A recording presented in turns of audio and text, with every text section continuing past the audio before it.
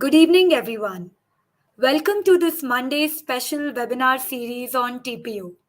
This will be a weekly series happening every Monday focused on CENTA International Teaching Professionals Olympiad, popularly known as TPO. Today is the sixth webinar of this series on decoding CENTA International TPO Biology. I am Shruti, lead for learning products at CENTA and your facilitator for the day. Now, I would love to introduce my guest faculty for the day, Ms. Shalini. Shalini Siddharthan has 6 years of teaching experience in Cambridge International Education and comes with a master's in zoology and a B.Ed. She has been a national rank holder in secondary and senior secondary biology for the last 4 years in the Teaching Professionals Olympiad, which is also known as TPO. She has done a professional development course from the Teacher Foundation and holds a diploma from NCRT along with 3 online certification courses from UK universities and an online teacher training course from Oxford. Being a qualified TKT Module 3, SET, CTET, and GATE tutor holding national and regional ranks, she aims to make sure every student understands biology concepts thoroughly. She secured the Reliance Teacher Foundation Award in 2020 and 21. She has also become a school innovation ambassador under the training of Ministry of Education India.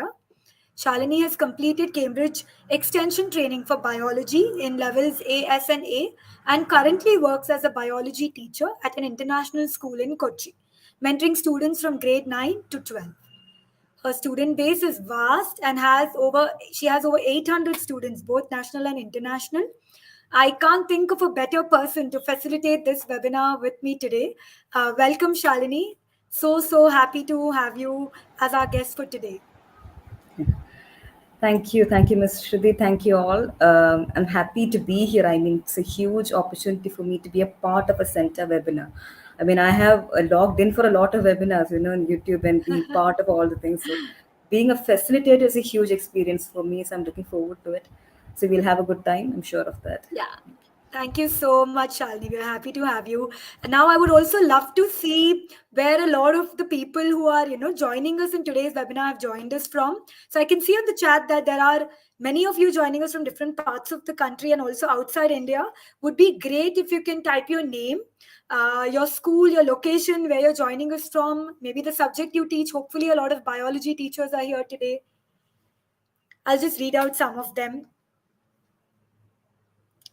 So I can see Seema ma'am joining us from Pragyan School, Greater Noida. Then I can see someone joining us from Nigeria, Jones Atmayer from Leading Brain School. I hope I pronounce your name right. Joining us from Nigeria. Hi, ma'am. Vaijanti Mala ma'am joining us from Bangalore. Then I can see Preeti ma'am joining us from New Delhi, SD Public School, New Delhi. Great. Waiting for more people to introduce themselves. Abha ma'am joining us from Udgam School, Ahmedabad. Hello ma'am. Lavanya ma'am from Mitra Academy, Bangalore. Awesome. All of you keep flooding the comments with, where you're joining us from. It's good for others also to see just the variety and diversity in the people who are here today from different parts of the world. Great. So please continue doing that. Meanwhile, I will be presenting the screen for today's webinar. So just give me a minute.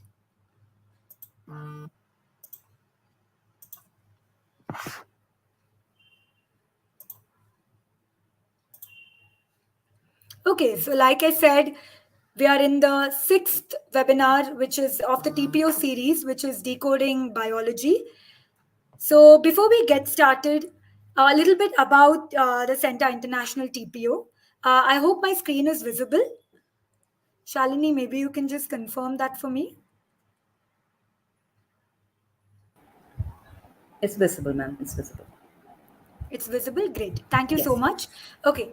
As many of you might know, the first edition of the CENTA TPO was in 2015, and we are proud to be hosting the 8th edition currently in CENTA's 8th year of existence.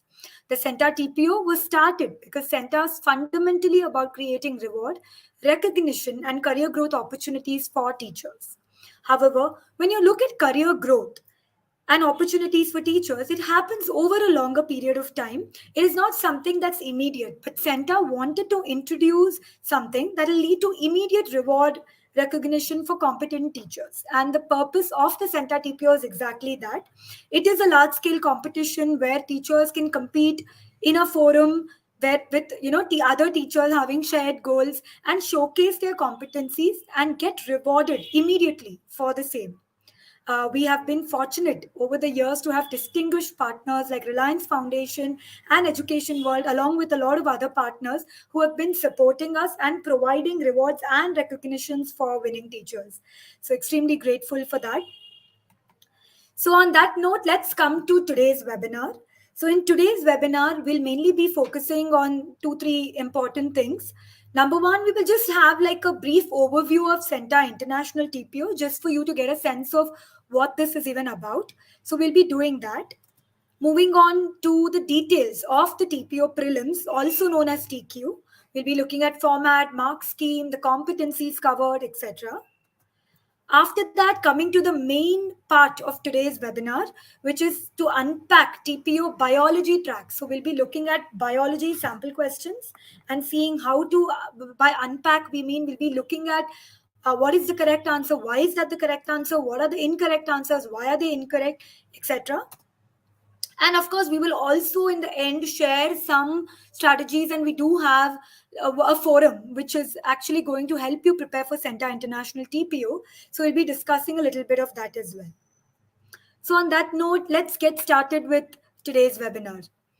So before that, coming to a brief overview of CENTA and TPO, right? So when TPO started way back in 2015, we were only in 7 cities, and cut to 2019, now we are in 75 cities and 2 countries. And in 2022, we are very proud to say that we are fully online and international currently. In 2015, when we started, we had 9 subject tracks. And now, currently in 2022, we have 34 subject tracks, with some of the new subject tracks being primary school EVS, a lot of tracks in Hindi language, co curricular, and more.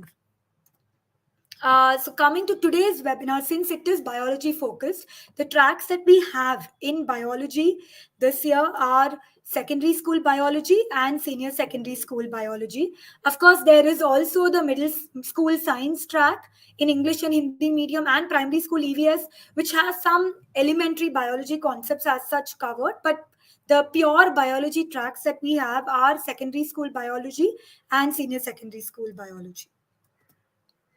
So, one more trivia or fun fact about TPO is that from 2015 to 2020, we only had multiple choice questions.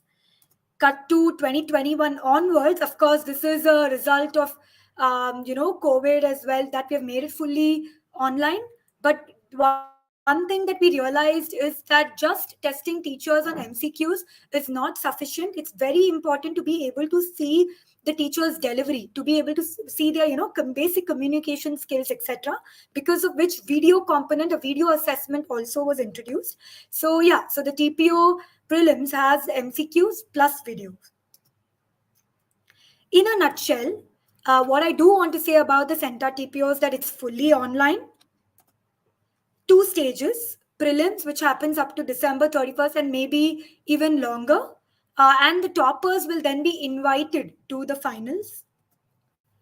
Fully international because it's fully online. Anyone can take it up, and there is no, like country, it is country agnostic as such. And it's a 2 hour test for prelims, 50 MCQs, plus you have to upload 2 short videos of 5 minutes each, which we'll come to the format in a while. So, in a nutshell, this is what the TPO prelims, a TPO is all about. There is a prelims and there's a final. It's fully online, international, and overall, the prelims will take you 2 hours. So, I'll just stay on this slide for a minute before we move on to the next section.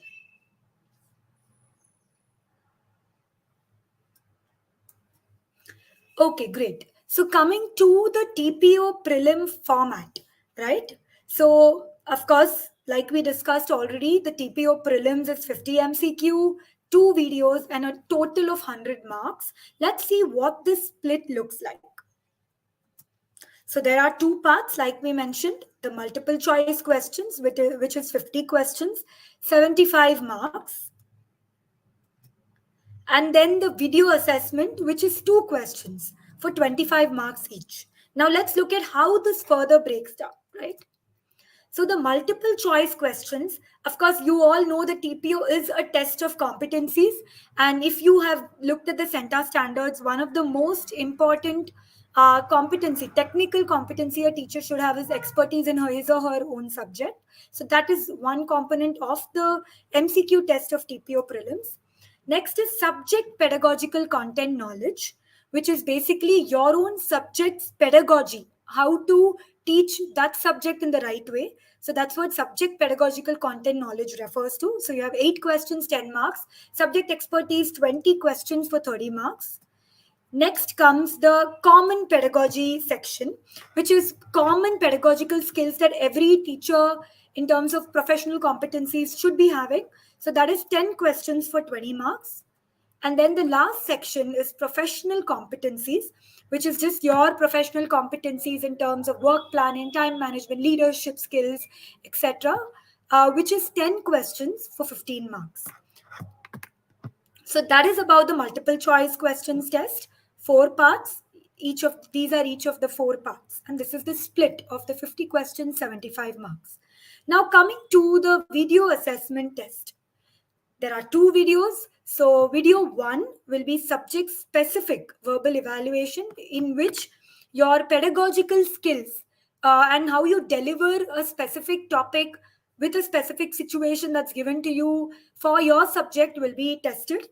And of course communication skills as well. And video 2 is subject agnostic, for that is purely to test communication skills, and we will be looking at samples of that also today. And in today's webinar, since it's biology, we will be looking at samples of subject expertise and subject pedagogical content knowledge questions, so that you get an idea or a flavor of what the questions in the prelims will actually look like. So this is a little bit about the TPO prelim format. 50 MCQ, 2 videos, 100 marks. MCQs are 50 questions for 75 marks. Video assessment or video test, 2 questions for 25 marks. And this is what the split looks like. So again, I will just maybe stay here for a second for all of you to just internalize and have a look. If you have any questions, please feel free to put it in the comments section. Our team will be addressing your questions during the webinar itself. So if you have any questions, please feel free to put it in the comments. And if you feel like you did not get a relevant answer to your question, please do write to us at team@centa.org, or you can also go to centa.org, our website, and there's a chatbot that can help you out too. So ready to help you in whatever way. So please feel free to use one of the forums. Awesome. So now that we've looked at the format of CENTA TPO, I just wanted to give you a little bit of a flavor of what it looks like. So this is what the MCQ platform will actually look like. The screen, of course, up you can see the split of marks. What you're seeing down is what the platform will look like. So you can see on the left side that you will have the section written, you will have what question you're on, how many have been attempted, how many are not. Your timer is there. So you will have 90 minutes for the MCQ test, 1.5 hours. You can see that there'll be a timer on top indicating how much time left, etc. And then you will have the question and 4 options. And in the TPO, the format is such that there's 1 correct answer and 3 are incorrect. So you can see you'll even know which section you're in, and you should even be able to move across sections, etc. And then once you're done with the test, you can submit it. So this is a little bit about the MCQ test. Now coming to the video communication test, or the verbal communication test that we call it, this will happen on Zoom. So once you are done with the MCQ test, you will get an invite. You will get an email inviting you to attend the video assessment test, and you will be given certain slots, etc. You can pick your slot, and you will be given a Zoom link that you have to join. And then once you join the Zoom link, CENTA coordinator will be putting you in different breakout rooms depending on which subject you have joined or you're taking the verbal video assessment for. And you will be assessed by an expert on the other side of the Zoom who will be assessing you. You will do the video assessment with them. It'll be more like an interview. You will have 5 minutes to prepare and 5 minutes to present each of the questions that's posed at you for video 1 and video 2. And then once you submit it, you can feel free to leave. So this is very seamless, simple way of how the verbal communication or the video assessment test happens. Great. So that was a little bit about the TPO and logistical details like the format and how the experience feels like, etc. Now I do want to take a moment to really highlight and thank some of our all our partners, actually most of our partners, in the next two slides. So let me move on to the partners. Therefore, our partners so far are Reliance Foundation, which is the presenter of this initiative in association with Education World. So Reliance Foundation and Education World are our primary partners. But of course, we also have additional partners like the University of Buckingham, University of California, Santa Cruz, Oxford University Press, and other additional partners you can see on the screen like Key Education Foundation, TIS, Tag Hive, etc. Of course, we have also had several partners over the years who I do want to acknowledge, like Bharati Foundation, Think Startup, Central Square Foundation, Teach for India Online, which is Firki, Michael Susan Dell, Lenovo, Pearson, Vaki Foundation, T4, The Hindu, HCL, and many more, which do deserve a lot of acknowledgement for all the support that they've given us over the years. Now that I talk about the partners, of course, one of the most valuable things the partners bring to the TPO are amazing rewards and awards and prizes that they give out to the winning teachers of TPO. So let me just talk a little bit about the different prizes and benefits in this year's TPO, and then we can move on to the next section of the webinar.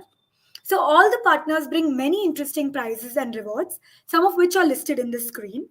The Reliance Foundation Teacher Awards are given every year to the winners of CENTA TPO, which is cash awards worth rupees 20 lakhs. I do want to inform that this award is restricted to India-based participants, but we also have a lot of other awards that are open to all international winners as well. We have premium training opportunities from Oxford University Press, Buckingham University, UCSC, and CENTA itself. Oxford has training programs affiliated with Oxford University. Buckingham has projects where winners will get the opportunity to be mentored on a short research project by professors from the university, along with a certificate of teaching excellence, which is very interesting.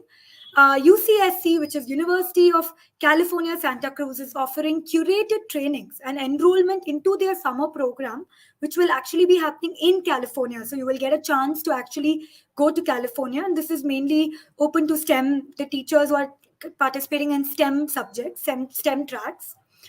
So as you can see, like a bunch of different professional development and growth opportunities have been included in the prizes. Coming to education world, that is a very interesting one. A lot of teachers in the ecosystem talk about how they are recognized by their schools, they're recognized by students, by maybe their parents, but it does not go beyond that, right? So what education world is actually doing will be is that they'll be providing media recognition for winning teachers and schools with a maximum number of winners. So they'll actually be giving widespread media recognition for winning teachers and schools. We also have exclusive opportunities from TIS, which is Tata Institute of Social Science, for toppers from B.Ed colleges.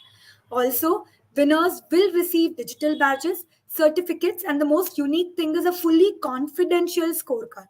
So, unless you have registered on behalf of your institution or from their side, from your school side, your scorecard will be fully confidential and personal if you're registering on your own on CENTA.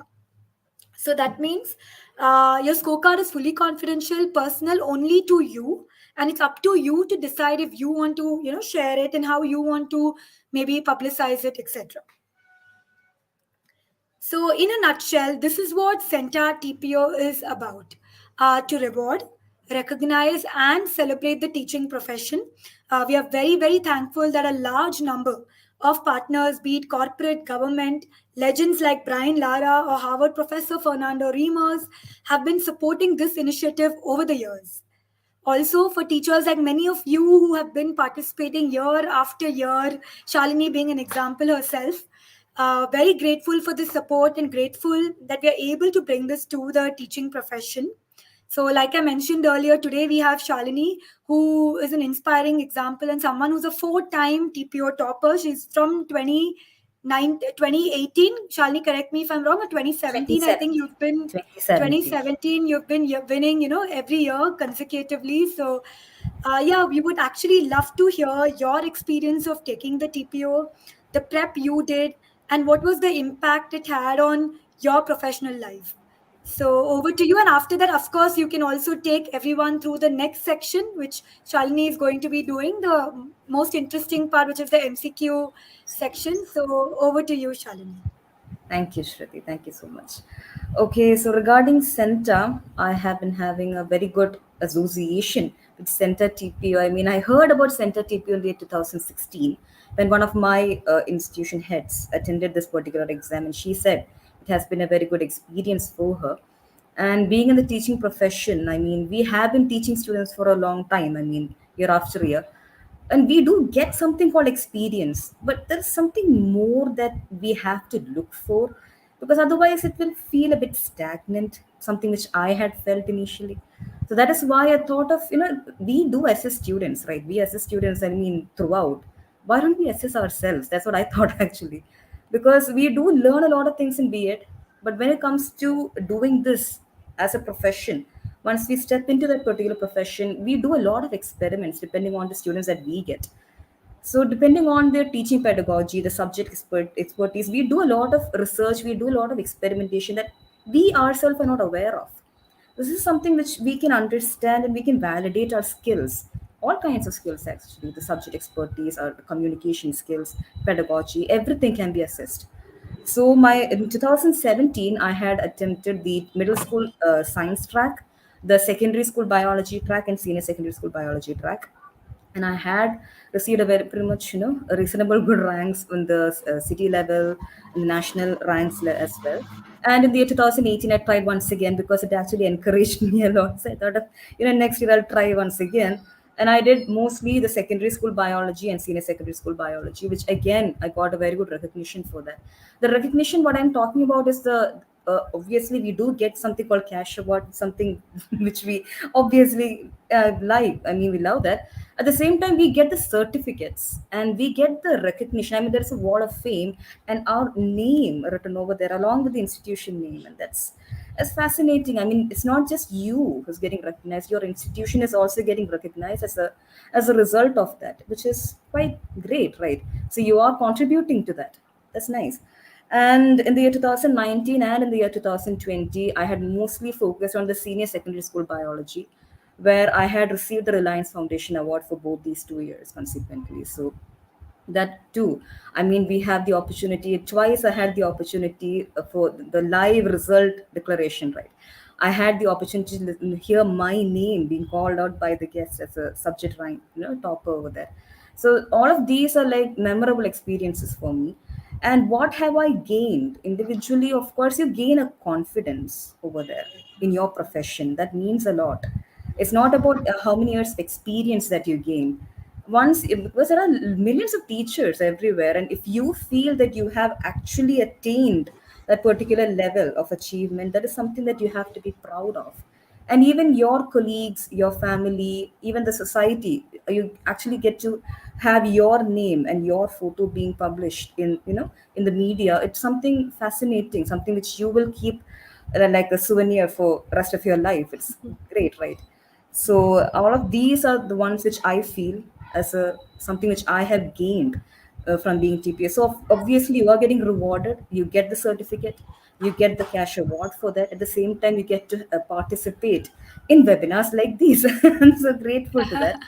And recognition, yes, you get the recognition for your skills, your subject competency. It's something great for your career growth. You can get to understand your areas of strength and where you have to improve. And it's up to you whether you would like to declare the result that you have got. It's up to you, completely up to you. There's nothing being leaked or something like that. If you feel that you don't have to share your result, then you don't have to. It's completely unique and it's completely like individualized scorecard that you get for your performance, and that's nice. and celebrate. Of course, we get to celebrate our success, and we it's more like giving us more encouragement to participate over and over again, in the coming years. So this is my experience with the center TPO. So all these three words written over there, yes, they are actually meaningful. They're spot on words: reward, recognize, and celebrate. So we can move on to the next slide, right, Shruti ma'am? Yeah, sure. Yes, so this particular webinar is all about decoding the center TPO questions, sample questions on biology, secondary school biology, and senior secondary school biology. And as you know, all of these are MCQs. All of these sample questions that we're going to see are MCQs, and they are completely application-based questions. They're not completely direct questions that we get. So it's dependent on your in-depth knowledge in the topic. It is not something confined to syllabus as well. I mean, it's not confined to CBSE as such. CBSE, ICSE, even state syllabus, even international curricula can also be considered for all of these. And senior secondary school biology is mostly for grades 11 and 12. And secondary school biology mostly focuses on grades 8, 9, and 10 biology. Okay. So we will look at the sample questions. Yes. Okay, so you must be familiar with Menti. So you can open a tab, you can just type www.menti.com, and you can enter the passcode that is shown over there, 516974445. Just type that and you will see the questions appearing over there. And you can vote your option, and based on that, we'll validate the answers. Okay. So this is the first MCQ that we have. As you can see, it is a subject expertise question from secondary school level, and the topic is mostly related to immunization. Okay, so I'll read out the question. Administration of 20 crore doses of Covishield or Covaxin in 548 days, covering most of India's population, is a classic example of mass immunization, which is related on the concept of blank immunity. So there are four options given over there: mass, option B herd, option C crowd, and option D population. So this will be appearing over there for you in the Menti screen. So you can, you know, vote your option over there, and let's see which one comes, the correct one, and let's see how many of you are opting the correct option over there. Yes. Okay. It's completely related to the recent, the COVID, the vaccine doses and stuff. So let's see if you're able to answer it.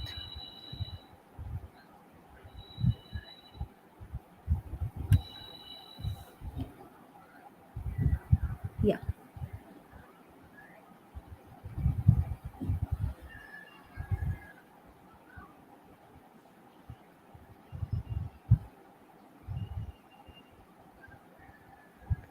You can log into Menti and you can try voting your options over there. Yeah. Option A, mass immunity. Option B, herd immunity. Option C, crowd immunity. And option D, population immunity. Okay, herd immunity. Yes, first answer yes. Herd immunity. What about others? Would you like to try out this question? Let's see if you're able to get the answer for this one. Okay, herd immunity. What about mass immunity, crowd immunity, population immunity? What do you think? Is that the correct option which can come over there, or is it herd immunity as such? What do you think? Let's see. Let's see more responses coming in. Let's see how it goes. Okay. Mass immunity. Okay, we have one person who has voted for mass immunity. Okay. What about option C, option D? Would you like to try that out as well? Yeah. Okay, we have got four responses. Shall we try in more responses right now? Yeah, we have a crowd immunity option. Yes. Okay. Let's see more responses. Okay, let's see how it goes. We have population immunity. Yes. Option B has been opted by comparatively more. Yes. Any more responses? What do you think? Yes, we have 8 responses now. Shall we try getting more responses?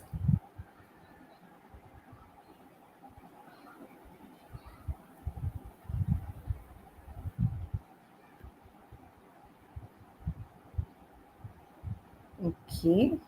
We have like somewhat the same level for option A and option B. Looks, yeah, tied. Okay, then we have herd immunity, which has gone higher now. Okay. Can we have more responses so we can compare? I mean, even more. Few more responses and then we'll go to the answer. Few more responses. Few more. I think we can have like 4 or 5 more responses and then we can move on to the answers, right? Few more responses.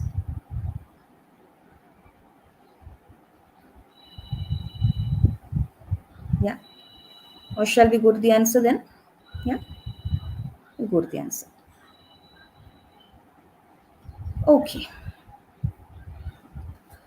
Okay, so the question was administration of 200 crore doses of Covishield or Covaxin in 548 days, covering most of India's population, is a classic example of mass immunization, which is based on the concept of actually it's option B itself, herd immunity. Good job.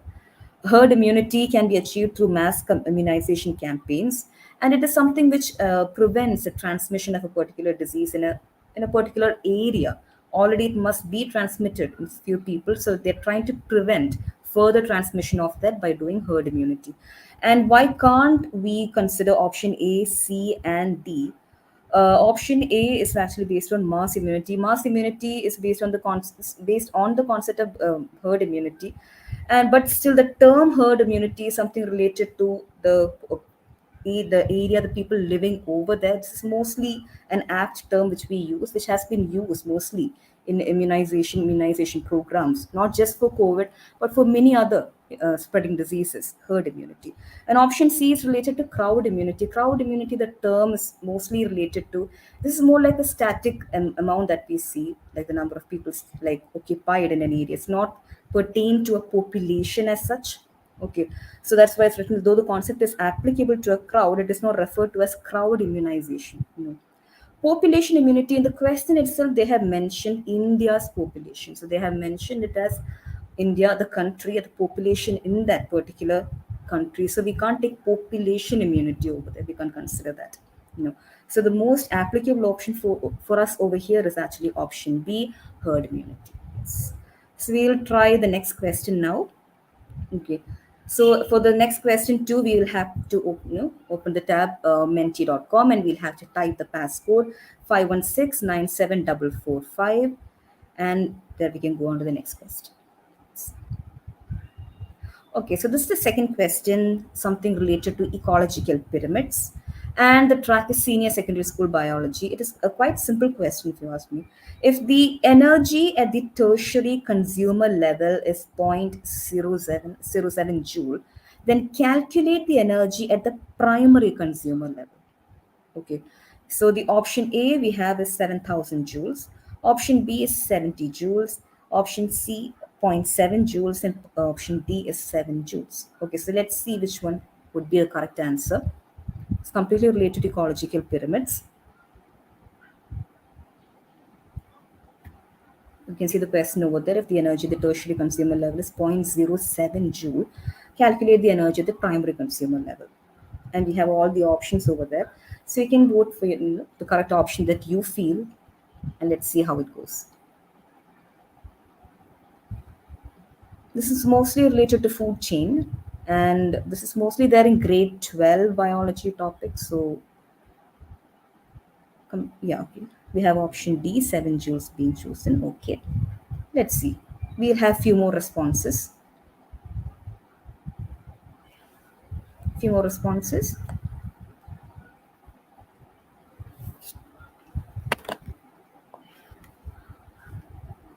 We learn about ecological pyramids mostly in the senior school level, mostly. But it's a quite simple as well as interesting topic. Yeah. We have 3 responses. We have 4 responses. Okay. Wow. All options have been yes. Option D has been chosen more. Okay. Can we have few more responses?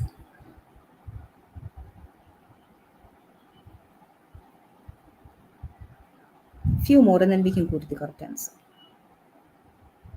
We have option D being chosen by most.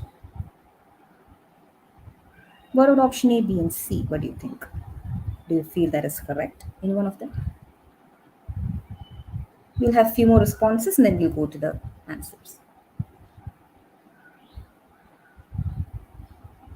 Okay, we have 7 responses now. Can we have a few more?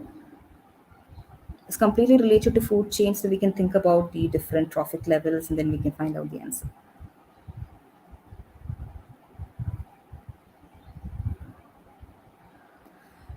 Try doing this in the Menti platform itself. Okay, in the Menti itself, you can vote the answers. Okay, you don't have to put in the chat box.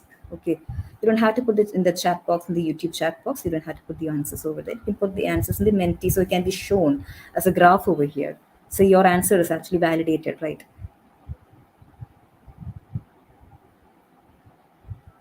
Okay, a few more, like 3 or 4 more responses, and then we can go ahead. Please log into Menti, and we can just put the passcode over there, and you can go ahead and give the answer for this one. Option A, B, C, or D. Option D has got more responses. Okay.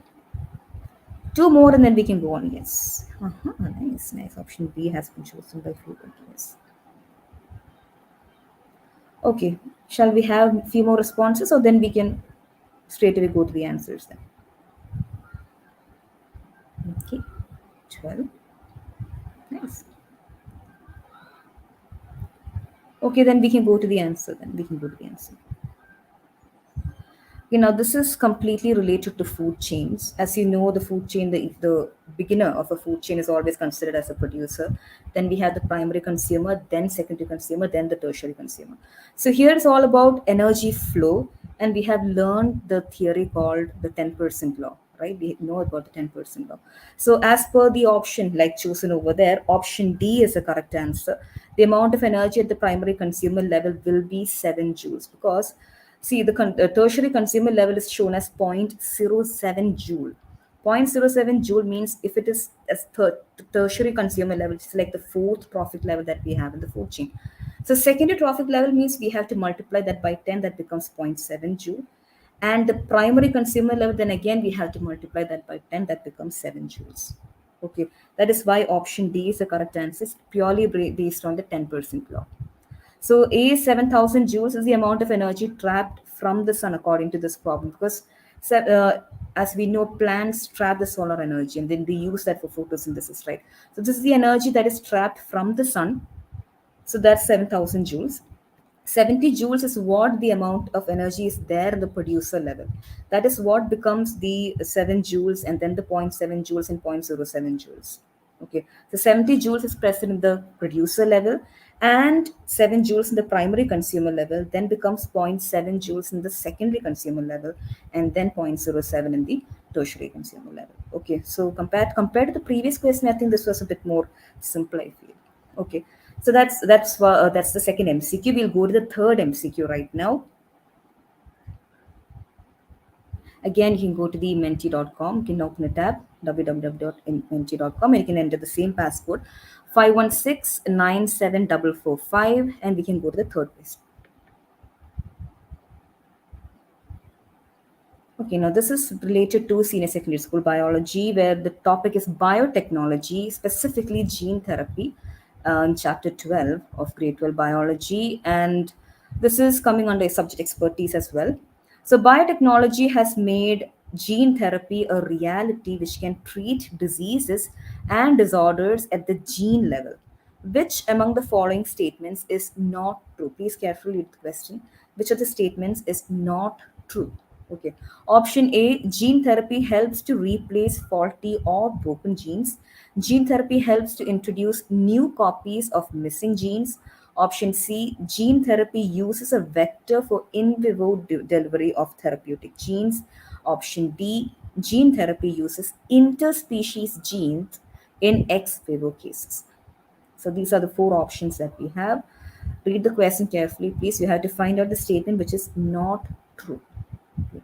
And please log into Menti and you can give your correct option over there. You can vote your correct option over there.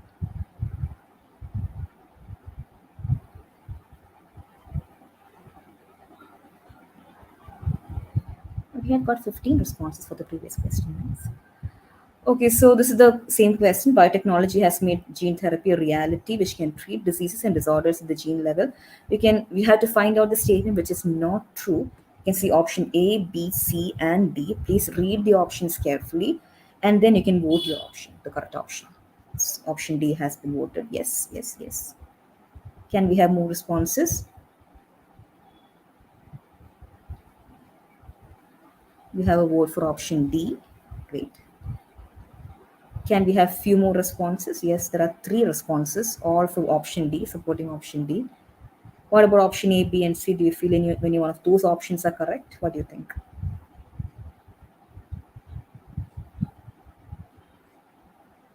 Okay, four responses, all for option D. Okay, we have one response for option A. Okay, can we have few more responses? We have one response for option C. Okay, can we have few more and then we can go on to the answer? Okay, we have six responses as of now. Seven responses.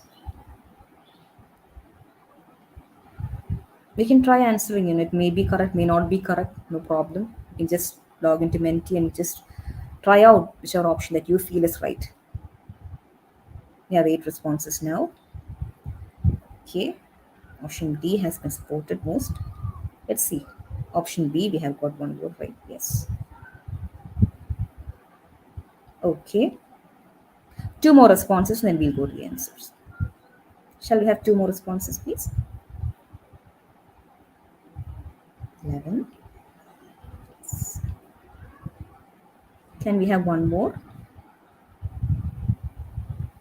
You can put your answers in the Menti itself, so it can be validated over here as it comes in a graph. Okay, you don't have to put in the chat box. Okay. Okay, we'll go to the answer. Okay, like majority of you had voted. Option D is the correct answer. Gene therapy uses interspecies genes in ex vivo cases. Gene therapy does take out the gene, for example, maybe blood, as you can see over there, drawing of blood, tissue, bone marrow from normal individuals of the same species. Okay, and they are separated in laboratory, and then these are grown independently in a culture media within the labs, and they are inserted. I mean, the correct gene sequence, they may be corrected, so they have to be inserted back into the patient's body. This is not interspecies, it is actually happening in the same species. That is why option D is a the correct option. In this case, it is an incorrect statement. That is why it is a correct answer for this particular question. Whereas option A, B, and C, they are incorrect options in this particular context because they are correct statements when it comes to gene therapy. Option A, gene therapy helps to replace faulty or broken genes. It is true. That's what gene therapy is all about. Gene therapy helps to introduce new copies of missing genes. That is also a correct point about gene therapy. Gene therapy uses a vector for in vivo delivery of therapeutic genes. That is also a correct statement about gene therapy. But in this particular context, we can't take these three options because they are looking for the false statement. Okay, so that's all about the this particular question. We will move on to the fourth MCQ. Again, please go to menti.com and type in the passcode 516974445, and we will try out the next question, the fourth MCQ.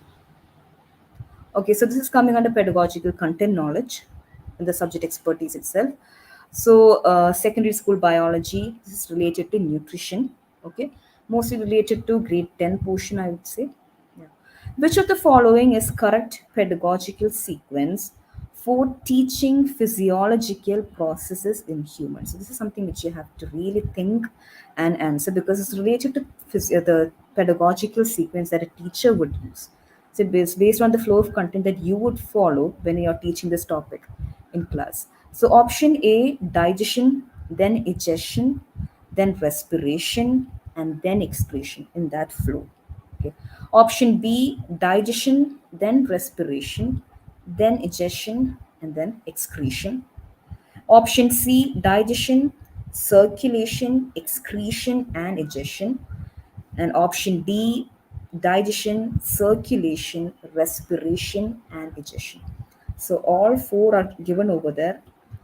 Think and then answer. Depends on your particular tactic, the tactics that you would use for teaching this particular content in the class. So please log into Menti and just Put your answer over there, option A, B, C, or D, and let's see how it goes.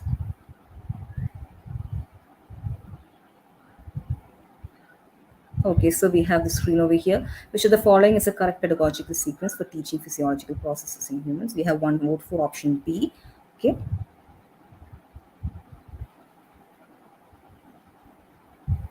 can we have few more responses? Option B has received one vote. Okay, option C has received one vote now. Okay, option B, it had three responses now in total. Can we have few more responses? Let's see if option A and option D are supported. Option D has been, okay, has received two votes over here. It's nice. Option B again. Okay, option B again is increasing. Okay. Can we have few more responses? Let's see. So we can easily compare. I mean, when we get few more responses, it's easy to compare, right? Yes, option A has received one vote. Yes. Can we have few more, maybe five more responses? Option B has received more, you know, support over there. Yes. A few more responses, maybe five more responses, and then we can move to the correct answer. Okay, option C has received one more. Okay, option B again. Three more responses, and then we'll move on to the correct answer. Okay, option A has received one more vote. Nice. Okay, option D again. Okay, let's see how the teaching pedagogy goes. I mean, this can tend to be, these kind of questions can tend to be a bit tricky. We have to think a lot and then, give the answer over that. Okay, so we can move on to the correct answer then.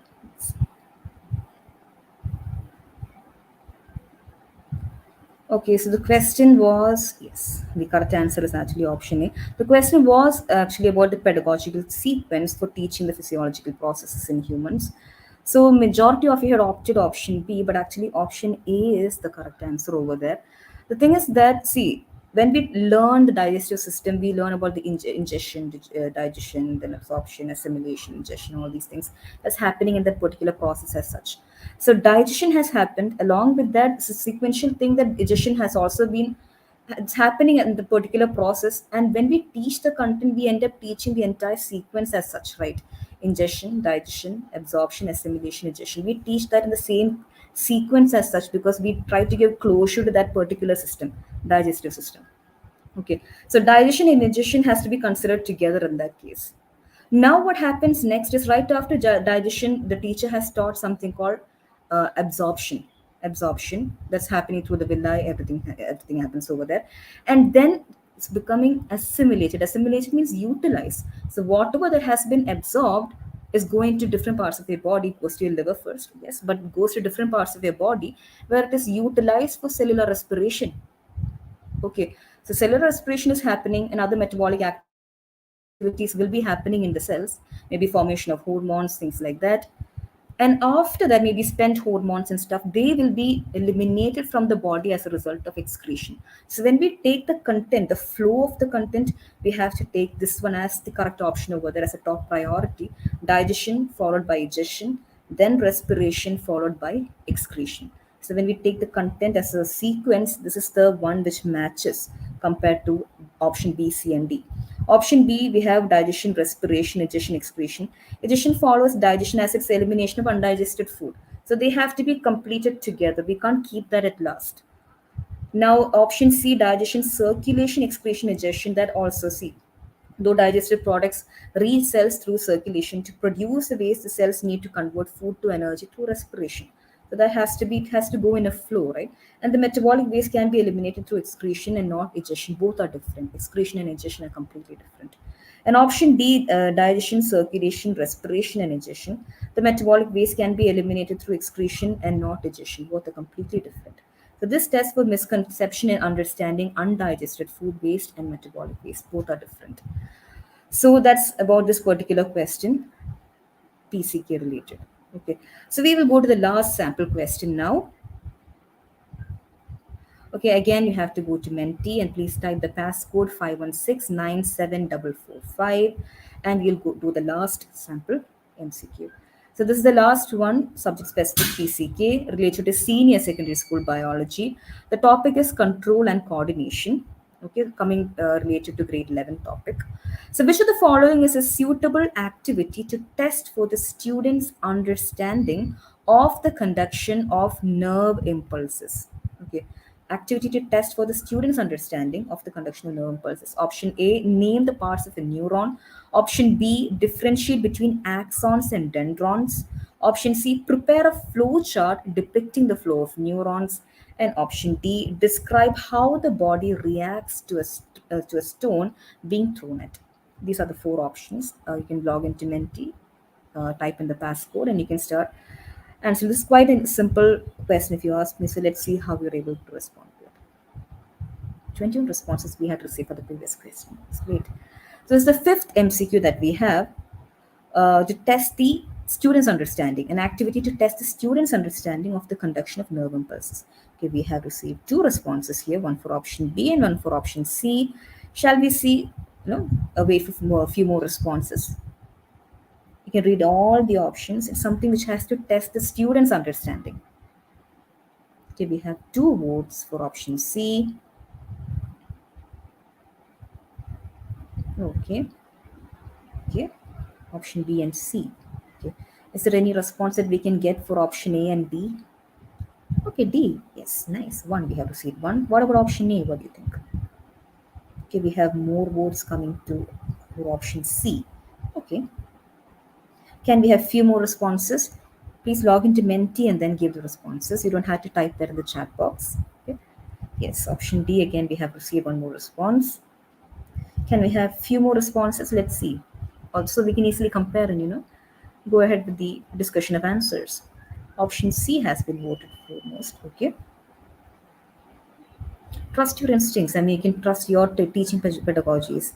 You don't have to look at how the numbering is coming over here. Maybe the one that you think maybe the correct answer. Okay, we have option C, 9 votes for option C. Do we have any more responses? Or we can move on to the answers now. Okay.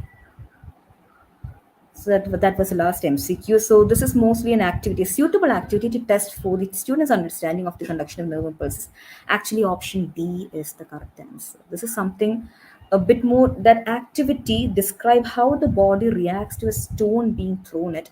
That is one of the, it's more like an application kind of an activity for us. That's the best way to understand how much the student has gained from your teaching related to conduction of nerve impulses. The activity highlights how quick a person can judge the stone being thrown at, reacts accordingly by highlighting the conduction of nerve impulses from the brain to other parts of the body. This is a clear example of a reflex action, right? So the sight of the stone, be approaching the person, how would the person react? I mean, the flow of impulse to the sensory neuron then reaches the central nervous system, and how the response comes through the motor neuron. All of these things are usually, you know explained over there in an application mode. Okay. So why is option A, B, and C wrong? Name the parts of a neuron. This is not more like a activity which can test the understanding. When we look at the Bloom's taxonomy, actually option A is something related to Bloom's taxonomy. Name the parts of a neuron. It's more like a highly preliminary level of activity that we can give, and it doesn't describe anything about the impulses being conducted across the body. Differentiate between axons and dendrons. This is more like an understanding level, but axon and dendron are part of the same neuron, and it does not help in conveying the concept conduction of impulses. Option C, prepare a flow chart depicting flow of neurons. A flow chart may not summarize the conduction of nerve impulses entirely, and hence not an appropriate activity to check students' understanding of conduction of nerve impulses. Of course, it help in understanding like how from where to where it goes, but when it comes to a situation-based activity, there we can understand how much the student is able to apply the knowledge in completing their activity. So that's all with the MCQs. It's mostly senior secondary school biology and secondary school biology questions that we had. So these are the sample questions for you. It looks interesting, right? It's mostly these kind of questions that we get for TPO. Now, next is a video round where we have the subject specific verbal evaluation, which has like one question of 15 marks. And you can choose any one of the questions, following questions in the introduction. Like choose any one of the following topics for introduction in your classroom. First one is communicable and non-communicable diseases. Second one, plant transportation system. Third one, sexual reproduction plans. So you can choose any one of these topics, and you'll be given a time to prepare, like how to deliver the content, and then you can go ahead and do the video round over there. And the second one is related to subject agnostic verbal evaluation. It's completely related to your communication skills. So you can choose any one of the following topics and you can share your thoughts. Okay. Does the use of technology affect student understanding? What steps can you take if parents of a student are not attending scheduled parent teacher meetings? And third question, when should skill based education begin for students? So you can choose any one of these topics. Again, you'll be given a time to, prepare for it, and then you can deliver the content as a video.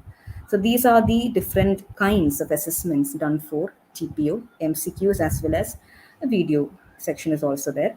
So that's all about the senior secondary and secondary school biology track. Over to you, Shruti. Thank you. Thank you so much, Shalini. Am I audible? Yes, yes, yes, we are. Okay, awesome. I think this was excellent. I mean, it was so interesting that I was, curious myself to like try out and answer different questions, because I think not just the entire activity, but also how easily you broke it down and explained it. I mean, it shows why you've been topping the biology That's secondary, because senior the secondary the tracks questions for are really years. interesting. That is why questions are very Yeah. much interesting when it comes to TPO. That's why anyone would Yeah. So fall in I love think with that. exactly. So That's I think it's a lot about also having fun while taking an exam. I mean, it seems like a paradox how to have fun when you're taking a test or exam, but I think that's the intention that we design the TPO with, that it should really make teachers think about their subject and get more love and interest for their subject. So I think this was a great experience for everyone. I'm sure all the biology teachers and those who are aspiring biology teachers to be part of today's webinar and learn from you. Thank you so much for doing such a great job, and it was brilliantly done. Thank you so much. thank you, man. Thank you for the So opportunity. thank you, Shalini. So now that Shalini has so well, seamlessly taken us through different MCQ sample questions and the video assessment samples, and you have like a little bit of an idea of what to expect in the TPO, especially for the biology tracks, I think the next natural question that all of you will have is, how do I prepare for CENTA International TPO? How do I prepare for the prelims? How do I ensure I do give my best, and what can I expect in terms of the syllabus, sample questions, etc., right? So we have you covered there. So we this year onwards we have something called the CENTA TPO resources page. You can see the link in the slide. You can also see it in the comment section. You can feel free to click on it. This is going to be a one-stop shop for everything you need to prepare for CENTA TPO. You will be able to find sample questions for all subjects, all 34 tracks. So your subject will definitely be there. Live webinar. So even this webinar that's happening and all the further webinars that will be coming up for different subject tracks, you can find the details on this page. Recorded webinars. If you missed a previous webinar of a subject of your liking or your interest, you can feel free and scroll and actually find the past webinar and watch it on this page. Guides to prepare for CENTA TPO, Curious Corner with new resources added every day, and many, many more, right? So many more. So stay tuned for many more resources that will come up on this page. I also want to give like a quick glimpse of the page itself for everyone. So this is what the page looks like. So you can see you have the past webinars here, the current webinar that's happening right now here, and what are the next few that are coming up. Then you have sample questions. So you can figure out, you if you're in a computer science track, for example, that's grade agnostic, or early childhood, they're specific. All subjects you can check out for all subjects, or whichever track. For example, you've signed up for primary school math, you can go to the primary school.